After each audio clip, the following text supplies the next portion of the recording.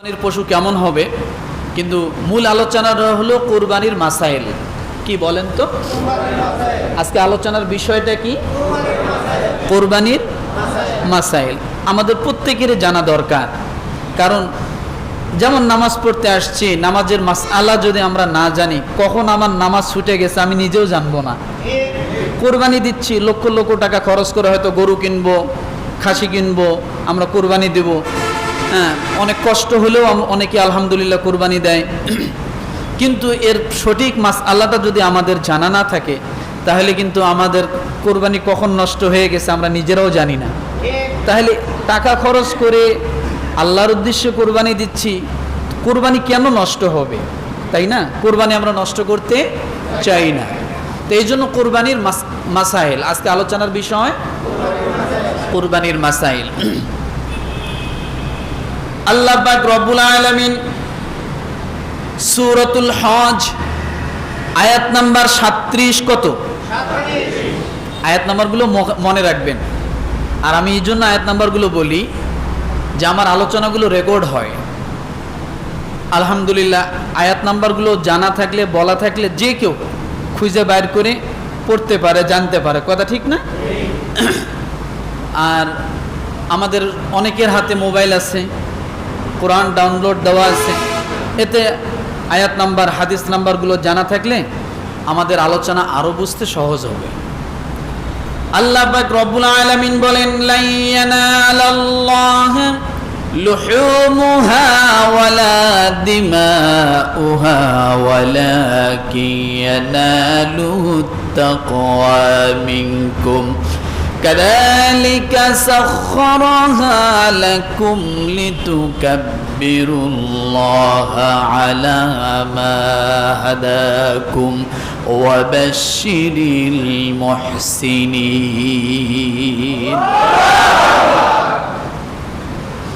রব্বুল আলামিন সূরা হজের 37 নম্বর আয়াত, এই আয়াতে আল্লাহ তাআলা মুহসিন বান্দা শব্দ ব্যবহার করেছেন। কি বলেছেন বলেন তো? ওয়াবাশশিরিল মুহসিনিন। আল্লাহ পাক রব্বুল আলামিন তিনি তামাম দুনিয়ার সমস্ত মুমিন মুমিনাতদের জন্য আল্লাহ বলেন, ও আমার প্রিয় বান্দারা, আমি আল্লাহর কাছে তোমাদের গোশত, তোমাদের কুরবানির গোশত, কুরবানির পশুর গোশত এবং কুরবানির পশুর রক্ত আমি আল্লাহর কাছে পৌঁছে না।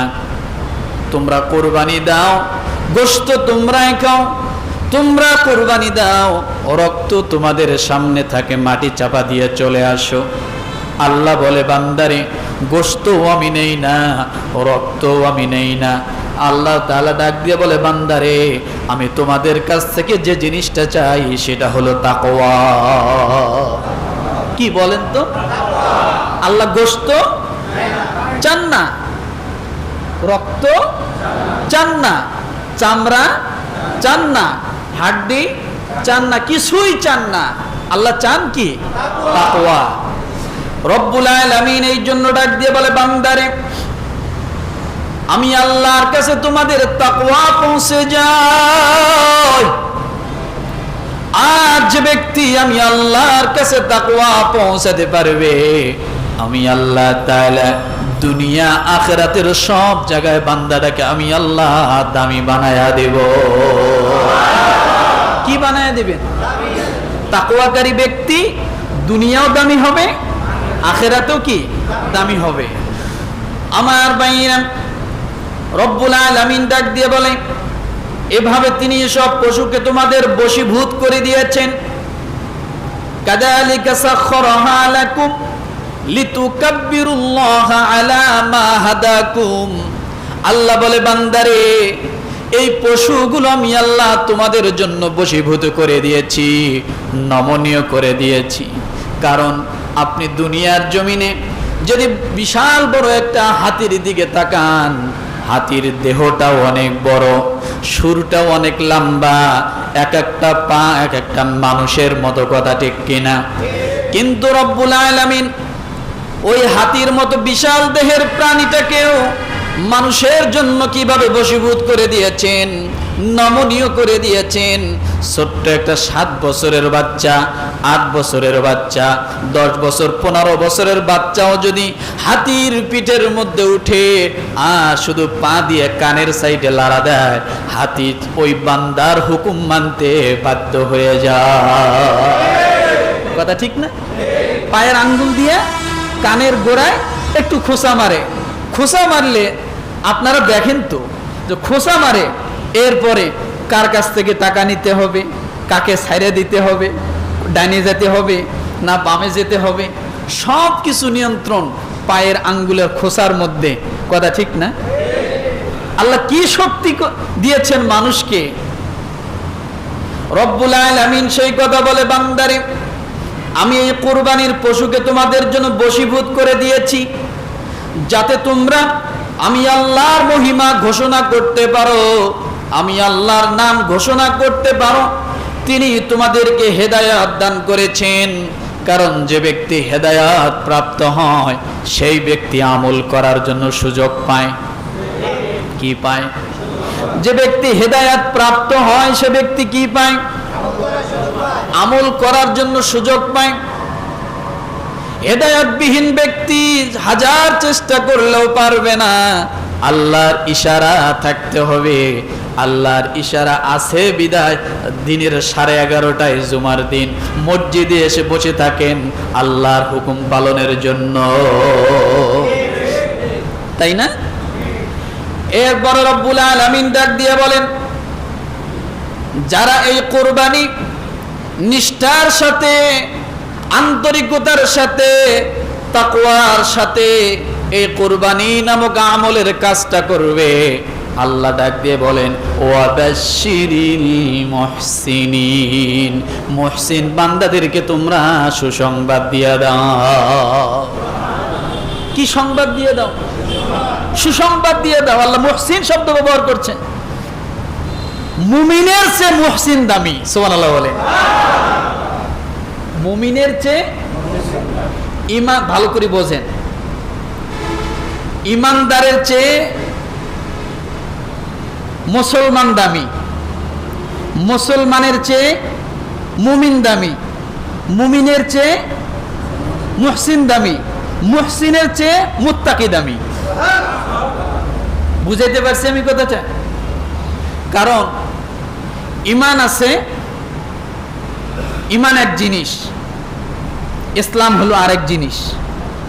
ঈমান এক জিনিস, ঈমান হলো স্বীকার করার নাম, আর ইসলাম হলো বাস্তবায়ন করার নাম। ঈমান হলো অন্তর এবং মুখ, জবান, এটা দিয়ে প্রকাশ করার নাম। আর ইসলাম হলো অন্তর, জবান এবং কাজে কর্মে, প্রতিটা জায়গায় যখন যেখানে যে বিধান আছে সেটা পরিপূর্ণ প্রকাশ করার নাম হলো ইসলাম। কথাটা বুঝাতে পারছি? এই ইসলাম পরিপূর্ণভাবে যে ব্যক্তি আল্লাহর হুকুম মোতাবেক প্রকাশ করে, আদায় করে, তাকে মুমিন বলে। তাকে কি বলে? মুমিন বলে। আর মুমিনের মধ্যে উচ্চ স্থান হলো মুহসিন। মুহসিনকে যে আন্তরিকতার সাথে, নিষ্ঠার সাথে যে কাজ করে। আল্লাহ মুহসিন শব্দ ব্যবহার করেছেন যারা ধৈর্যকারী, ধৈর্যশীলদের ক্ষেত্রে আল্লাহ কি ব্যবহার করেছেন? কারণ ধৈর্য এমন একটা জিনিস যা একজন মানুষকে, একজন অমানুষকে মানুষ বানায় এবং ধৈর্যশীল ব্যক্তিকে আল্লাহ তাআলার একেবারে নিকটবর্তী নিয়ে যায়। কথাটা বুঝাতে পারছি? আর মুহসিন সেই ব্যক্তি, মুহসিনের উপরে হলো মুত্তাকি, যার ভিতরে তাকওয়া থাকবে, আল্লাহ তাআলা তাকে সব জায়গায় দামি বানায় দিবেন। এই জন্য রব্বুল আলামিন ডাক দিয়ে বলেন, কাযালিকা সাখখারাহা লাকুম লিতুকাব্বিরুল্লাহা আলা মা হাদাকুম ওয়া বাশশিরিল মুহসিনিন।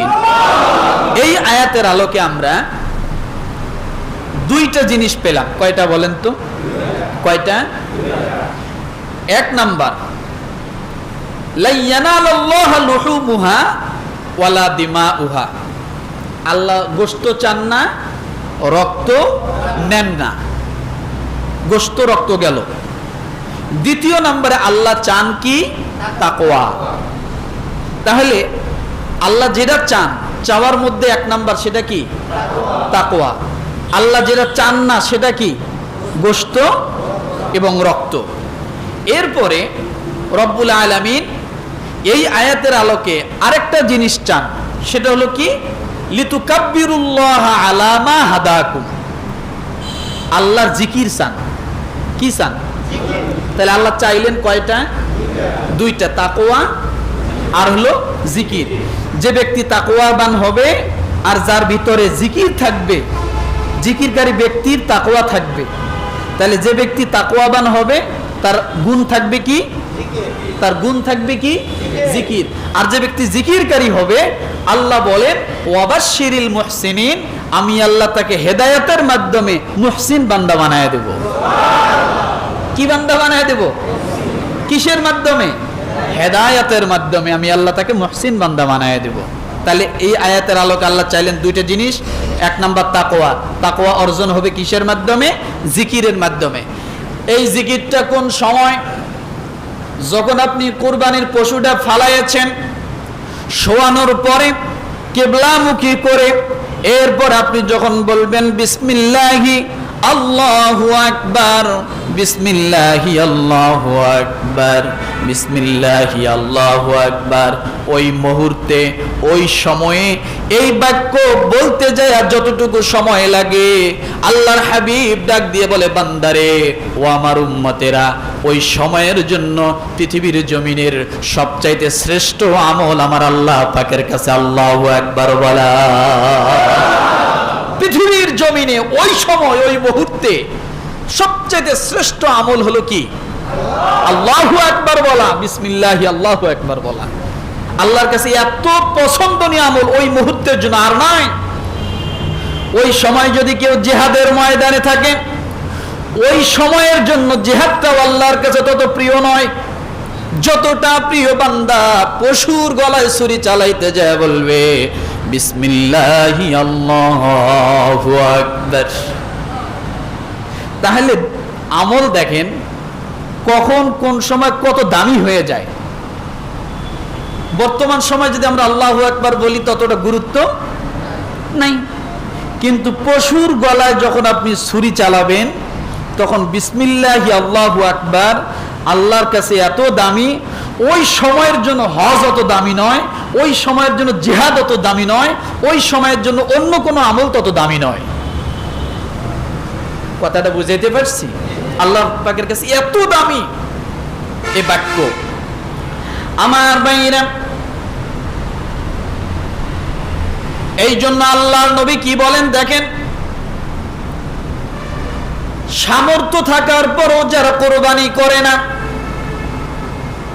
সামর্থ্য থাকার পরও যারা কোরবানি করে না, রাসূলুল্লাহ সাল্লাল্লাহু আলাইহি ওয়াসাল্লাম কোরবানির গুরুত্ব বুঝাইতে যাওয়ার জন্য আল্লাহর নবী হাদিসটি বর্ণনা করেছেন।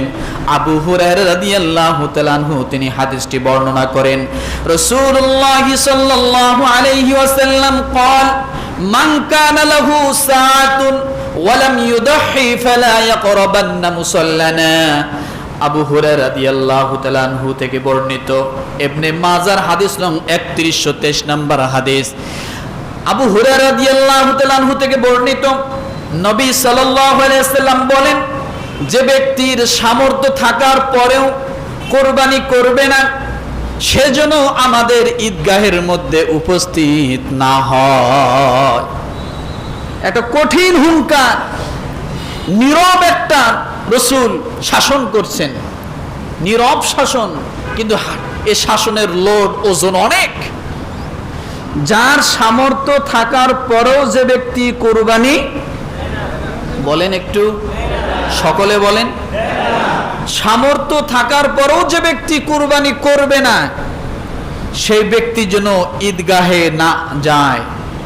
তার জন্য ঈদগাহ নয়, তার জন্য ঈদগাহ নয়। তাহলে ঈদগাহ কার জন্য? যে ব্যক্তি কোরবানি দেয়। কথাটা বোঝেন? এই জন্য রব্বুল আলামিন সূরা কাউসারের মধ্যে বলেন ইন্না আ'তাইনাকাল কাউসার ফাসাল্লি লিরাব্বিকা ওয়ানহার। বান্দারে নামাজ পড়ো আর তোমরা কুরবানি করো। নামাজের সঙ্গে আল্লাহ কুরবানি সম্পর্ক জুড়ে দিলেন। আল্লাহ এখানে কঠিনভাবে একটা কথা সুন্দর করে বান্দাকে বুঝাই দিলেন, বান্দারে নামাজ এবং কুরবানি আমি আল্লাহ তোমাদের জন্য জারি করে দিলাম। এখন এখানে একটা জিনিস বুঝে যাই, ইসলাম কি কারো উপর জুলুম করেছে, অত্যাচার করছে? রাসূল এই হাদিসের মধ্যে একটা শর্ত জুড়াই দিয়েছেন। ইবনে মাজা, সুনান ইবনে মাজা হাদিস নাম্বার 3123 হাদিস নাম্বারে রাসূল একটা শর্ত জুড়াই দিলেন। কি শর্ত? যার সামর্থ্য আছে, যদি আপনার সামর্থ্য না থাকে, ইসলাম আপনাকে জোর করে বলে নাই ঋণগ্রস্ত হইয়া তুমি কুরবানি দাও, এটা ইসলাম সামর্থ্য করে না। ইসলাম কি বলছে? যদি তোমার সামর্থ্য থাকে তাহলে তুমি কোরবানি দাও, আর সামর্থ্য থাকার পরও যদি কোরবানি না দাও, রাসূল বলছে তার জন্য ঈদগাহ না। তাহলে এখানে জুলুম তো আর থাকলো না, সামর্থ্যবান ব্যক্তির কথা বলা হয়েছে। আমার ভাইয়েরা, আসুন এবার আমরা কোরবানিতে ঢুকে যাই। কোরবানি দিতে গেলে সর্বপ্রথম নিয়ত লাগে, দ্বিতীয় নাম্বারে যে কাজটা লাগে সেটা হলো কোরবানি দিতে গেলে অর্থ লাগে, সম্পদ লাগে। কি লাগে বলেন তো? অর্থ এবং সম্পদ লাগে। সামর্থ্য কার এবং কার নাই এটা বুঝাচ্ছি আমি। তাহলে কোরবানি দিতে কি লাগে? টাকা লাগে, সোজা কথা। ধান দিয়ে তো আর গরু হয় না, হয়? চাউল দিয়ে গরু হয় না। গরু কিনতে হলে, খাসি কিনতে হলে কি করতে হবে? টাকা লাগবে। আমরা সহজে টাকায় ঢুকে যাই। এখন আপনি ধান বেচে টাকা করেন, অন্য গরু বেচে টাকা করেন, যেটাই করেন না কেন, টাকার দরকার। এখন কথা হলো, এই টাকা সঠিক হওয়া লাগবে, স্বচ্ছ হওয়া লাগবে, ভেজাল মুক্ত হওয়া লাগবে, নির্ভেজাল হতে হবে। কি হতে হবে বলেন তো? নির্ভেজাল হতে হবে। আমার ভাইরা, তার আগে আমি একটু স্মরণ করে দিয়ে যাই, কোরবানি কার জন্য বাধ্যতামূলক, কার জন্য ওয়াজিব?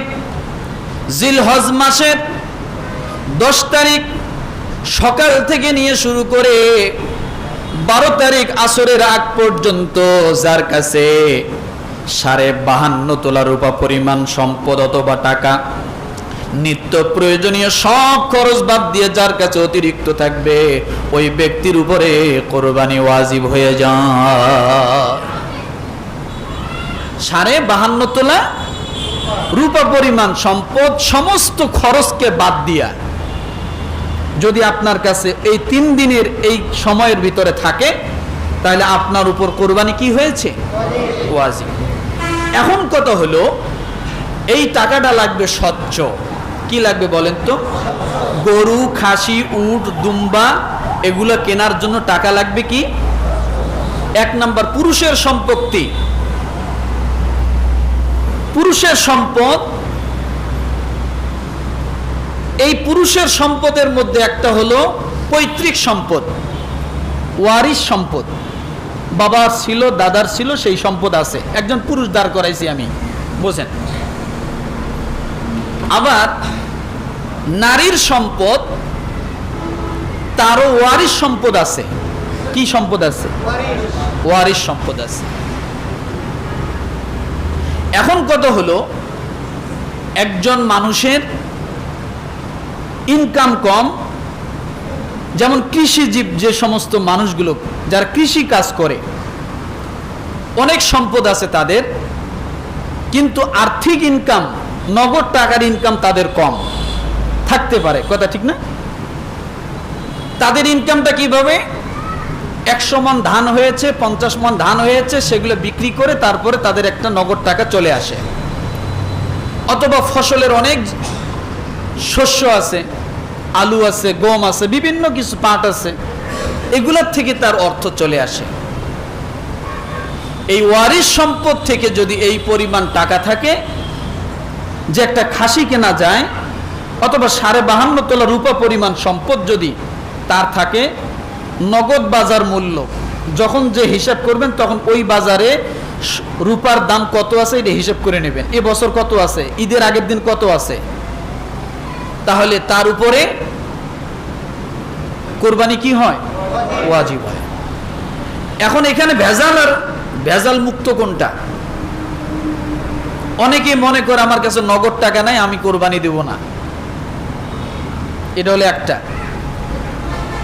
আবার অনেকের কাছে নগদ টাকা আছে, যেমন একজন পিতা, আমি দাঁড় করাই, একজন পিতার 4টা সন্তান বা 5টা সন্তান বা 3টা সন্তান বা 2টা সন্তান আছে।